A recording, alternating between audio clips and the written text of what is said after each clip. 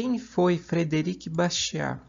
Nascido em 1801, Claude Frédéric Bastiat foi um economista, escritor e jornalista que fez grandes contribuições para o avanço dos princípios libertários. Sua influência é especialmente evidente nos campos de escolha pública, comércio internacional, direito e economia. Seu trabalho continua a inspirar estudiosos a melhorar nossa compreensão de como os estados e as economias funcionam. Praticamente todos os livros e ensaios de Bastiat foram escritos nos últimos 6 anos de sua vida, entre 1844 a 1850. Além disso, ele vivia isolado em sua terra natal, no sudoeste da França. Lá, ele se dedicava à administração de sua propriedade e ao estudo da economia política, especialmente aos trabalhos de pensadores como Adam Smith e Jean-Baptiste Say. Em 1844, inspirado pelo sucesso da Anti-Corn Law League, Bastiat juntou-se aos economistas clássico liberal francês com um artigo dedicado à influência das tarifas inglesas e francesas. Lá ele argumentou que o fim das tarifas protecionistas, conhecidas como Corn Laws, estimularia o desenvolvimento na Inglaterra. E esse desenvolvimento chegaria a tal ponto que ultrapassaria a França, até então dominante, a menos que os franceses também abolissem suas tarifas.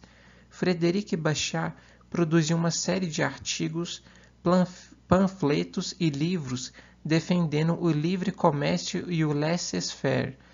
Pouco antes de sua morte, ele escreveu Harmonias Econômicas, sua inacabada magnum opus. Além disso, escreveu 2 de seus ensaios mais importantes, A Lei e O que se vê e o que não se vê. Muitos dos escritos de Bastiat foram traduzidos para várias línguas estrangeiras e inspiraram movimentos liberais clássicos em toda a Europa e também nos Estados Unidos. As ideias de Frédéric Bastiat.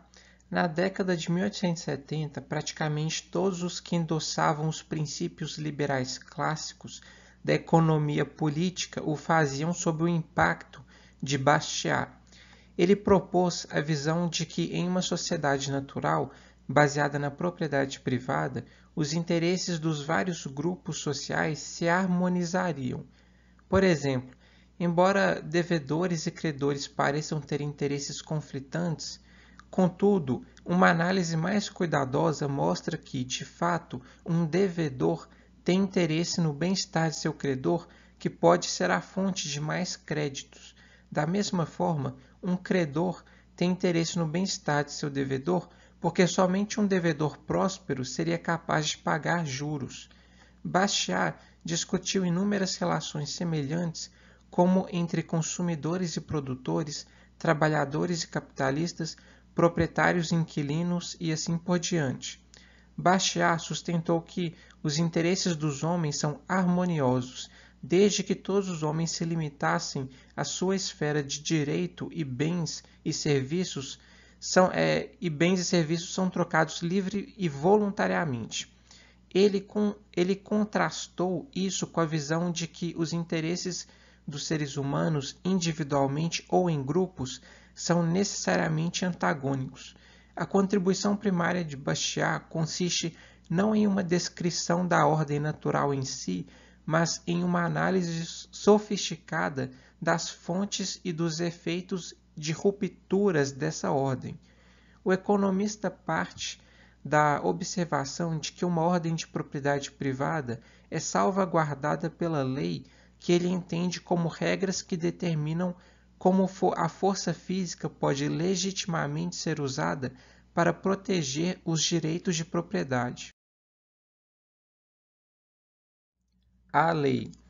Em seu ensaio A Lei, Bastiat argumenta que todo o objetivo dessa instituição artificial, a legislação, é proteger a propriedade privada de cada membro da sociedade. Ele diz: não é porque os homens promulgaram leis que personalidade, liberdade e propriedade existem. Pelo contrário, é porque personalidade, liberdade e propriedade já existem que os homens fazem as leis. Então, para ele, a lei é a organização coletiva do direito do indivíduo à legítima defesa. Somente na medida em que a lei feita pelo homem apoia a propriedade privada dada pela natureza, é justificada e da manutenção da justiça resulta uma ordem social harmoniosa. Os escritos de Bashar sobre a relação entre direito, economia e ordem social fazem dele um importante precursor dos acadêmicos de hoje que casaram direito e economia em uma nova disciplina. Bashar argumentou que a lei, como instituição criada pelo homem, também pode ser pervertida por aqueles que a usam para outros fins que não a defesa da liberdade e da propriedade. Como o protecionismo perverte a lei? O protecionismo, isto é, políticas de interesse especiais estabelecidas sobre o manto da lei, rompe a harmonia natural dos interesses e cria conflitos por privilégios. Por exemplo, uma tarifa sobre o vinho local beneficia os produtores locais de vinho às custas dos consumidores locais e dos produtores estrangeiros de vinho. Essa interrupção também existe para subsídios e outros esquemas de redistribuição, que para Bastiat se enquadram na ampla categoria de protecionismo. Isso porque, na medida em que um grupo é protegido por um privilégio especial, ele deve ser pago por outros indivíduos. É a diferença entre direito e privilégio. Em 1927, o economista Ludwig von Mises escreveu na sua obra Liberalismo que, embora a ciência da economia tenha avançado bastante desde a época de Bastiat, a crítica de Bastiat de todas as tendências protecionistas e afins é até hoje insuperável. Os protecionistas e intervencionistas não foram capazes de avançar uma única palavra na tréplica pertinente e objetiva. Eles continuam a gaguejar que Bastiat é superficial. Muitas pessoas não conseguem enxergar além dos benefícios daqueles protegidos pela legislação que Bastiat condena. Dessa forma, eles não podem apreciar os custos para aqueles que foram saqueados. Como a lógica da pilhagem leva todos a buscar tais benefícios, Bastiat concluiu em seu ensaio O Estado que o Estado é a grande entidade fictícia pela qual todos procuram viver à custa de todos os outros. Uma vez aceito o protecionismo, ele inicia um processo que prejudica progressivamente a ordem harmoniosa da propriedade privada. Fim lógico é o socialismo completo. Custo de oportunidade. Talvez a contribuição principal de Bastiat tenha sido a percepção de que a análise da economia política envolve a comparação de políticas realizadas no mundo real com políticas alternativas que não foram realizadas. A economia contemporânea expressa essa ideia no conceito de custo de oportunidade, isto é, o custo de uma escolha é a oportunidade mais valorizada perdida no ato da escolha. Assim, o custo é o que não deixa de acontecer porque outra coisa é realizada. É apenas comparando o que foi feito com o que seria feito que podemos saber se há uma adição ou uma subtração da riqueza. A expressão mais brilhante de Frédéric Bastiat dessa percepção é encontrada em seu ensaio denominado O que se vê e o que não se vê.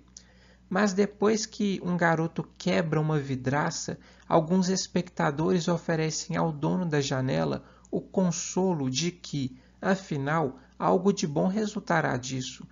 Eles dizem: tais acidentes mantêm a indústria funcionando. Todo mundo tem que ganhar a vida. O que seria dos vidraceiros se ninguém quebrasse uma janela? Na mesma linha, pode-se argumentar que desastres naturais, guerras e obras públicas são ocorrências benéficas e economicamente vantajosas. Como aponta Bastiat, o erro desse raciocínio é concentrar-se apenas nos eventos observáveis, a produção de janelas e canhões, as pessoas empregadas na produção dessas coisas e a renda que essas pessoas recebem. No entanto, não se vê isso. Se a janela não tivesse sido quebrada, a guerra não tivesse começado e o furacão não destruísse casas, outros bens teriam sido produzidos, que teriam aumentado a riqueza pré-existente. Quebrar janelas não contribui para o agregado de riqueza. Da mesma forma, o armamento militar, as obras públicas e os subsídios, apenas mantendo as pessoas ocupadas, não trazem um aumento real da riqueza. A influência de Frederic Bastiat. Custos e benefícios devem ser considerados. Essa lição básica inspirou o jornalista econômico Henri Haslitz a escrever seu trabalho tão influente no século XX, chamado Economia em uma única lição. Embora os escritos de Bastiat tenham sido elogiados nas gerações posteriores, suas atividades pioneiras como organizador e agitador libertário foram indevidamente negligenciadas. Contudo, em contraste com seus antecessores britânicos, Bastiat colocou o movimento de livre comércio francês dentro de uma teoria libertária abrangente. Ele fez campanha incansavelmente pela liberdade comercial, respeito pela propriedade, paz e oposição ao imperialismo, governo limitado e economia no governo. A estratégia de Bastiat para a criação de uma sociedade livre merece uma análise cuidadosa dos libertários atuais. Isso porque ele enfrentou os mesmos problemas que são enfrentados hoje em dia. Ele sempre procurou generalizar sua discussão sobre problemas políticos específicos para ligá-los aos primeiros princípios. Bastiat também argumentou consistentemente a partir de princípios, em vez de apenas apontar algumas consequências favoráveis de uma política que ele defendia. Por fim, ele procurou acostumar seus colegas de livre mercado a aplicar seus princípios de forma consistente. Pouco antes de sua morte, Frederic Bastiat pôs em prática esses princípios, tornando-se um líder da ala liberal no parlamento francês durante a repentina República de 1848-1849. Lá, ele foi fundamental para salvar a França da imposição de um Estado socialista totalitário no período. Ele morreu de tuberculose em Roma em 24 de dezembro de 1850, enquanto fazia campanha pelo livre comércio. Sua percepção foi tamanha que, embora suas obras tenham sido escritas há mais de um século e meio, ainda parecem atuais e por isso ele deve ser lido e apreciado. Recomendação de leitura para vocês. Do lado direito tem a famosa obra de Frederic Bastiat, que é A Lei. Vocês encontram essa obra muito fácil na internet, em sites como a Amazon, com preços super acessíveis. E essa obra do lado esquerdo é uma das mais famosas obras do economista Friedrich August von Hayek, chamada O Caminho da Servidão, onde ele vai demonstrar que todo tipo de controle governamental, economia controlada, planejamento central e todo tipo de intervencionismo, ele leva a sociedade em rumo ao socialismo. Obrigado pela audiência a todos. Se inscrevam no canal e caso gostaram, lembrem-se de deixar o like no vídeo.